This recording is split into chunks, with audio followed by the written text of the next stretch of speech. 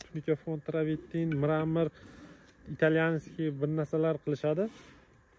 Ko'proq ichkarisiga shu energiya tejamkorligiga juda ham ahamiyat berishmaydi. O'zingizlar ko'rib turibsizlar, gaz svetlarni hammasi narxi oshgan. Uyni ichini tuproq bilan to'ldirsam bo'ladimi degan. Hozir bizda bu yerda sheben to'ldirilgan. Bizda sheben arzon, karer yaqin. Tuproqda ham to'ldirsa bo'ladi, nega bo'lmaydi? O'zbekiston sharoitida juda ko'pchilik tashqi fasadga, travertinga, boshqaga, yaltir-yultirga ko'proq ahamiyat berishadi, ichki taraflariga kamroq. Hozir bizda ko'proq ichki tarafga fokus qaratganmiz, utepleniya qismiga. Har 6 qatorda shunaqa kladniy tashlanadi, menzazorlari bilan. Har bitta g'ishtni. Assalomu alaykum do'stlar. Bugun sizlar bilan kommentariyalarga javob berishga harakat qilaman. Yozib qo'yaman bir 11 ta savol. Hop. Bugun 1 aprelmi yo 31 martmi? 1 aprel ekan. Hop. G'ishtlarimiz 3 kun 4 kun yomg'irda qoldi. Sho'r unchalik chiqmagan. Chiqsa ham yo'qolib ketadi. Ona uyimiz yo'qolib ketdi. Hozir birma-bir o'qib beraman. Hop, energiya tejamkor uy haqida ma'lumot bering degan. Energiya tejamkor bu uyimiz yozda salqin, qishda issiq bo'ladi inshaalloh. Gaz svetlarni kam rasxod qiladi. Shu taraflardan hamma tarafdan ekonomik. Misol uchun O'zbekiston sharoitida juda ko'pchilik tashqi fasadga, travertinga, boshqaga, yaltir-yultirga ko'proq ahamiyat berishadi, ichki taraflariga kamroq. Hozir bizda ko'proq ichki tarafga fokus qaratganmiz, utepleniya qismiga. Mana ichiga mana hozir 80 plotnisida bazalt ishlatyapmiz. Mana bu uyimizga penoplast ishlatyapmiz. Boshqa videolarga ham o'tib ko'rishingiz mumkin. Polga penoplex solib, topli pol, undan keyin stashka, 2 qavat stashka bo'ladi bunda. Devorlari ham hamma joyi utuplit bo'ladi. Tashqi fasadimiz ham уже bitadi. Xudo xolasa bir haftada shu uyni ko'tarib, tom qismiga o'tib ketish niyat bor. Harakatdamiz, yaxshi niyat qilib. Xo'p, yana nima demoqchiman? Tom qismiga ham loy bosilmaydi. Shu Rossiyada qanday qilib utuplit qilgan bo'lsak, shu stilda utuplit bo'ladi. 15 sm millimetrda. Hop. Savollarga keladigan bo'lsak. Uyimizga keladigan bo'lsak, hozir bazalt ishlatyapmiz. Qanaqa svyaska bo'ladigan deganlarga ham javob aytib o'tib ketadigan bo'lsa, har 6 qatorda shunaqa kladniy tashlanadi, menzazorlari bilan. Har bitta g'ishtning orasiga loy qo'yilyapti. Mana bu joyga shart emas. Bu joy nima desam ekan, termizalizatsiya vazifasini bajaradi. Eng asosiysi shunaqa joylarga qo'yilgani yaxshi. Atak polностью qo'yilsa, mostlik holida bo'ladi. Ozgina rastor qo'yilmagani ham yaxshi. Ko'pchilik polностью qo'y deydi. Bu ham nimalarga, normativlarga to'g'ri qo'yish kerak, lekin hozirgi holatda juda yaxshi. Energiya tejamkorga yana ham yordam beradi. Eng asosiysi ichki va tashqi taraflarga yaxshi rastor qo'yilsa har biriga maqsadga muvofiq bo'ladi.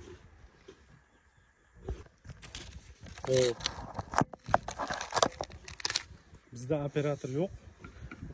Ustagalarimiz band ekan. Sekin. Xom g'ishtga penoplast ishlatsa bo'ladimi yoki bazalt? Xom g'ishtni orasiga men bazaltni tavsiya qilaman menzazorlari bilan.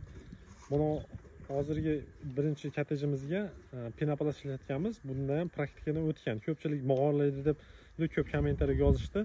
Bunaqa bo'lmaydi. Biz praktikadan o'tgan. Xom g'ishtga nisbatan mana pishig'ishlar yaxshi, o'zini yaxshi his qiladi. Tavsiyam bazalt ishlating, imkoniyat bo'lsa.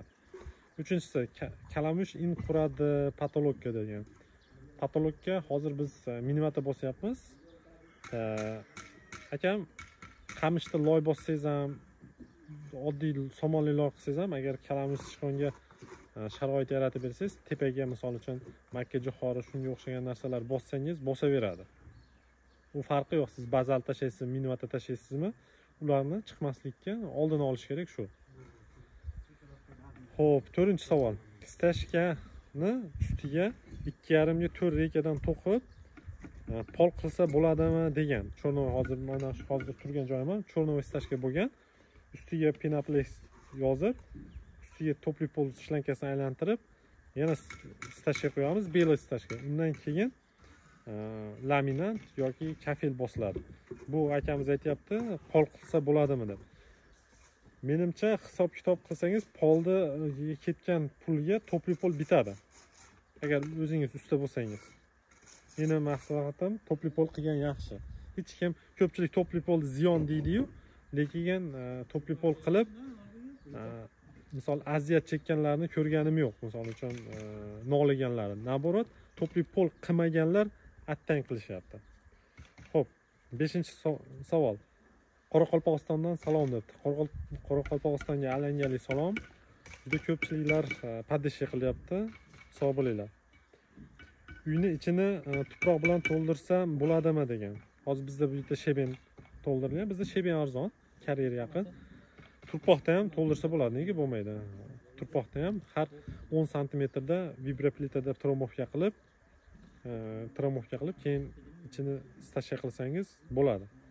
7-savol. Sodiqjon, ishlaringizga omad debdi. Bu Sodiqjon aka kattaga rahmat. Meni padishlik qilayotganlarga juda ko'pchiliklar pozitiv kommentariylar juda ham ko'p. Sog' bo'linglar. Addinni alangali, Andijondan alangali salom. Qirg'izistondan zo'r inim degan. Qirg'izistonga ham alangali salom. Toshkentdan juda ko'p telefon bo'lyapti. Sog' bo'linglar. Blog haqida ma'lumot bering debdi. Blog haqida juda ko'p savollar berishgan. Xo'p. Avtoklarni gazoblokda qursalar bo'ladi. Zo'r. Palestra blokdan qursalar bo'ladi.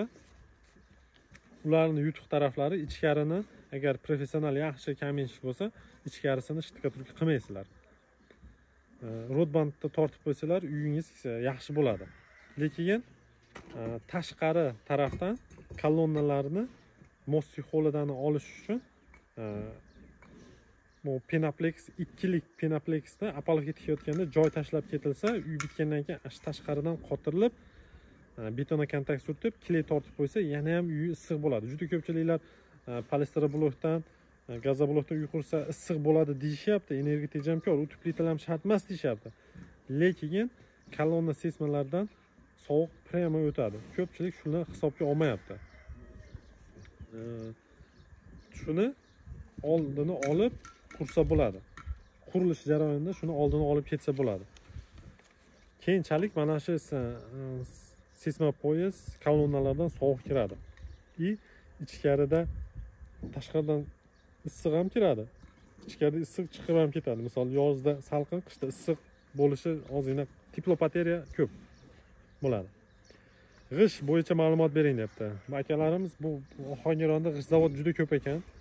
150 ta g'ish zavod bor ekan, bemalol borib olishlari mumkin. G'ish bo'yicha menga emas. Nimaga desangiz, mana shu 2 fura g'ishni ham olib kelish juda qiyin bo'ldi. Bitta shopperdan olib keltirdim.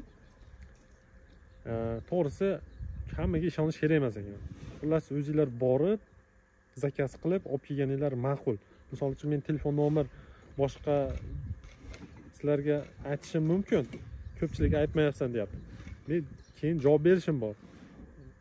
Hamma odam umrida 1 marta yoki 2 marta uy quradi. O'zingizlar qunt qilib borib, sifatini ko'rib borib olganinglar yaxshi.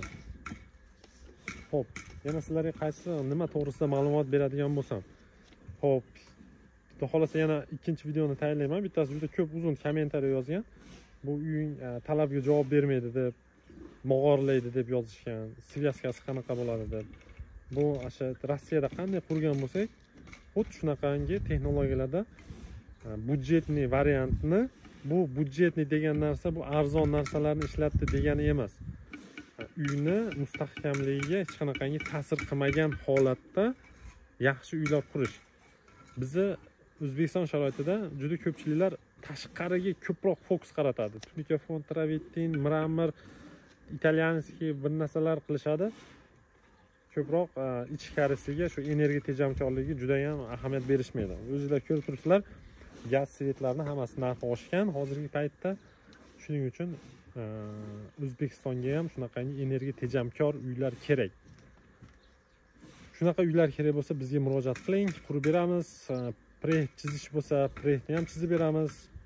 Faqat shunaqangi energiya tejamkor, oddiy, sodda proyektlar bo'lsa qurib beramiz. Misol uchun neoklassika bu narsa anaqa agrobleniya bu narsalar chiqariladigan proyektlar bo'lsa, bizda bu loyihaga ozgina tushmaydi и tannarxi oshib ketadi. Misol uchun tashqarisiga bundan keyingi obyektlarimizga qimmatroq облицовочный g'ishtlar ishlatmoqchimiz. Qancha figurasi qiyin bo'lgan sari buni qurish ham qiyin, skorostiga ham ta'sir qiladi и teplopoteriya ham ko'p bo'ladi. Shuning uchun sog' bo'linglar, salomat bo'linglar. Xudo xolasa bugun ish kunimizni ikkinchi kuni. Sog' bo'linglar, salomat bo'linglar.